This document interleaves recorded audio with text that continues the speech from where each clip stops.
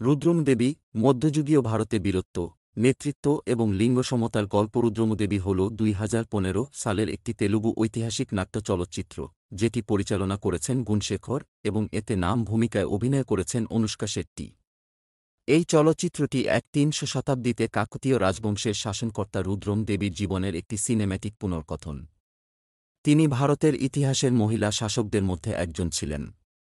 এই চলচ্চিত্রটি তার সাহস, বুদ্ধিমত্তা এবং অদম্য স্পিরিটের প্রতি শ্রদ্ধা নিবেদন করে, যিনি সামাজিক নিয়মকে অতিক্রম করে তার রাজ্যকে অপ্রতিদ্বন্দ্বী শক্তির সাথে নেতৃত্ব দিয়েছিলেন।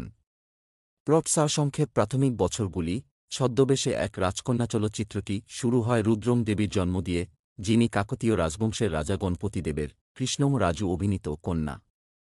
মেয়ে হওয়া সত্ত্বেও তাকে তার পিতা একজন রাজপুত্র হিসেবে বড় করেন, কারণ তিনি বিশ্বাস করতেন যে তার মেয়ে নেতৃত্ব দেওয়ার ক্ষমতা রাখে। তার নাম রাখা হয় রুদ্রদেব এবং তাকে যুদ্ধকৌশল, রাজনীতি এবং নেতৃত্বের প্রশিক্ষণ দেওয়া হয়। তার পিতার এই সিদ্ধান্ত রক্ষণশীল দরবারি এবং সমাজের বিরোধিতার সম্মুখীন হয়, কিন্তু গণপতি দেব তার মেয়ের মহান ভবিষ্যতের প্রতি অটল বিশ্বাস রাখেন। রুদ্রদেব একজন দক্ষ যোদ্ধা এবং বিচক্ষণ নেতা হিসেবে বেড়ে ওঠেন এবং তার জনগণের সম্মান অর্জন করেন। তবে তার প্রকৃত পরিচয় একজন মহিলা হিসেবে গোপন রাখা হয়, যা কেবল কয়েকজন বিশ্বস্ত ব্যক্তির কাছে জানা ছিল। তার এই দ্বৈত পরিচয় চলচ্চিত্রের একটি কেন্দ্রীয় থিম হয়ে ওঠে, কারণ রুদ্রদেবও তার লিঙ্গ গোপন রেখে একটি রাজ্য শাসনের চ্যালেঞ্জগুলির মুখোমুখি হন। এক রানীর উত্থান। রুদ্রদেবের বয়স বাড়ার সাথে সাথে তিনি বহু চ্যালেঞ্জের সম্মুখীন হন, যা অভ্যন্তরীণ এবং বাহ্যিক উভয়ই। কাকতীয় রাজবংশ প্রতিবেশী রাজ্যগুলির ক্রমাগত হুমকির মুখে থাকে, বিশেষ করে যাদব এবং পাণ্ড্যদের দ্বারা, যারা যে কোনো দুর্বলতার সুযোগ নিতে চায়। অভ্যন্তরীণভাবে দরবারের রক্ষণশীল গোষ্ঠীগুলি তার শাসনের বৈধতা নিয়ে প্রশ্ন তোলে, তার প্রকৃত পরিচয় সম্পর্কে অজ্ঞাত। চলচ্চিত্রটি রুদ্রদেবের শাসনের মূল মুহূর্তগুলি তুলে ধরে, যার মধ্যে রয়েছে তার কৌশলগত মিত্রতা, সামরিক অভিযান এবং তার রাজ্যকে শক্তিশালী করার প্রচেষ্টা। চালুক্য বীরভদ্রের রানা ডাগ্গুপাটি অভিনীত সাথে তার বিবাহ একটি রাজনৈতিক মিত্রতা হিসেবে চিত্রিত হয়, তবে এটি তার জন্য একটি মানসিক সমর্থনের উৎস হয়ে ওঠে।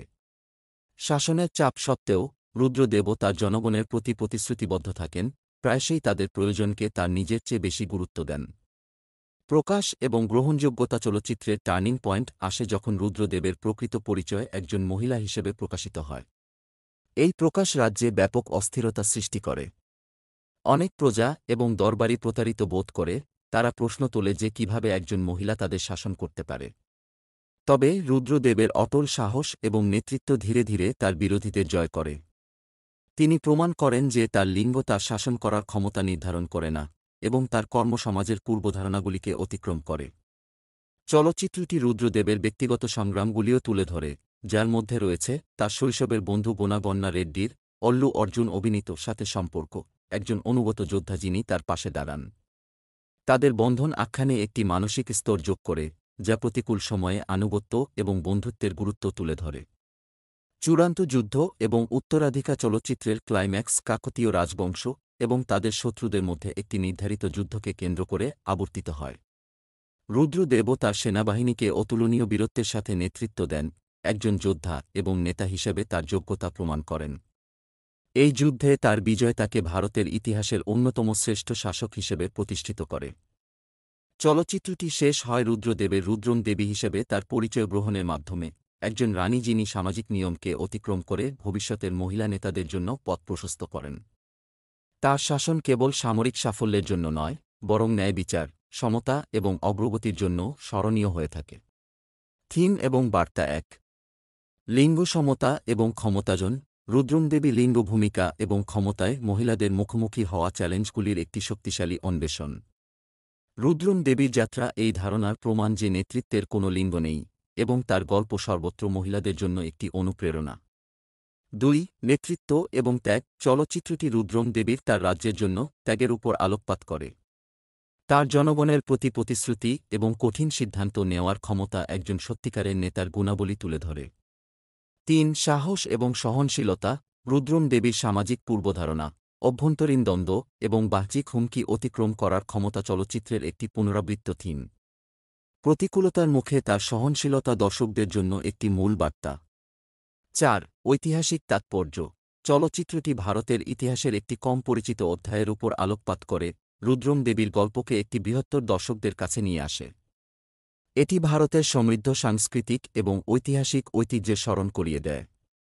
অভিনয় এবং প্রযুক্তিগত দক্ষতা। অনুষ্কা শেট্টি রুদ্রম দেবী চরিত্রে একটি ক্যারিয়ার সংজ্ঞায়িত অভিনয় প্রদান করেন, যেখানে তিনি কিংবদন্তি রানীর শক্তি, সংবেদনশীলতা এবং দৃঢ়সংকল্পকে সহজেই ফুটিয়ে তোলেন। একজন তরুণ রাজকন্যা থেকে একজন নির্ভীক যোদ্ধারানীতে তার রূপান্তর বিশ্বাসযোগ্য এবং অনুপ্রেরণাদায়ক। অল্লু অর্জুন গোনাগন্না রেড্ডি চরিত্রে চার্ম এবং শক্তি নিয়ে আসেন, অনুষ্কার চরিত্রের জন্য একটি নিখুঁত ফোয়ারা প্রদান করেন। তার আনুগত্য এবং বীরত্ব আখ্যানে গভীরতা যোগ করে।